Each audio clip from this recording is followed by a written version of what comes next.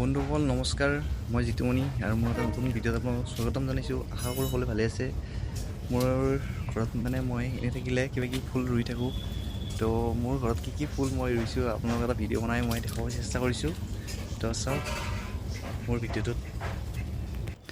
বন্ধুসকল, ৰাতিপুৱাই উঠিলোঁ, ইমান গৰম, 38 ডিগ্ৰী ৰাতিপুৱা 6টা বজাতে হৈছে।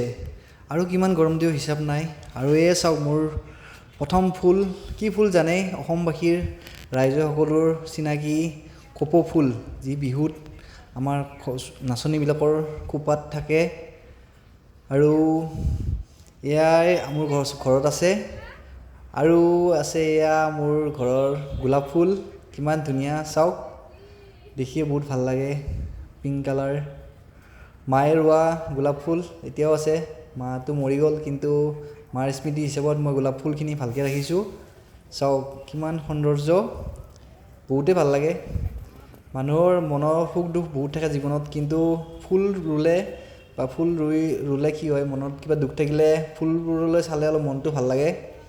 আৰু এইটো এটা ফুল চাওক, কিমান ধুনীয়া ফুল, প্লাষ্টিকৰ দৰে।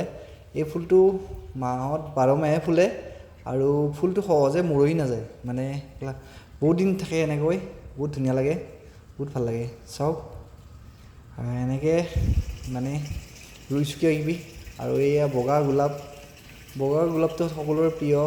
বগা গোলাপ বহুত ভাল লাগে। চাওক কিমান সৌন্দৰ্য, প্ৰাকৃতিক সৌন্দৰ্য। আৰু বৰষুণটো দি ভাল কৰিছে, গছবিলাকৰ পাতবিলাক নতুনকৈ আহিছে, সেইকাৰণে চাৰিওফালে সেউজীয়া। বহাগ মাহটো পূৰা সেউজীয়া, গছবোৰে ভৰি থাকে। আৰু এইটো ফুল চাওক, এই ফুলটো সকলোৱে জানেই, এয়া ফুল পূজাত লাগে। আমাৰ সকলো পূজাতে এই ফুল দৰকাৰ হয়, আৰু কালী পূজাত লাগে। আৰু এইটো এটা ফুল আমাৰ ঘৰৰ, মই যি পাওঁ ৰুওঁ, আৰু সেইবিলাক ৰুই ভাল পাওঁ, ফুল ৰুই বহুত ভাল পাওঁ। তো আপোনালোকে জনাব, আপোনালোকে ফুল ভাল পায় নে বেয়া পায় ৰুই। আৰু মোৰ ভিডিঅ'বোৰ আপোনালোকে লাইক কমেণ্ট কৰিব, শ্বেয়াৰ কৰিব। আৰু কিছুমান নতুন মানুহে মোৰ ভিডিঅ'টো যদি চায়, তেনেহ'লে ফ'ল' কৰি থ'ব, তেতিয়া মোৰ ভিডিঅ'বিলাক ভাল ভিডিঅ' আপোনালোকক দিম, দেখা পাব। আৰু মোৰ নতুন ব্লগ চেনেল মই খুলিছোঁ, তাতেও আপোনালোকে যাই চাব এবাৰ, মই লিংক দি দিম ইয়াতে ফেচবুকত। তো এইখিনিয়ে আছিল ফ্ৰেণ্ড, আজিলৈ ৰাখিছোঁ। নেক্সট ভিডিঅ' এটাত লগ পাম। তো চাই থাকোঁ মোৰ ভিডিঅ'টো ফ্ৰেণ্ডসকল লাষ্টলৈকে।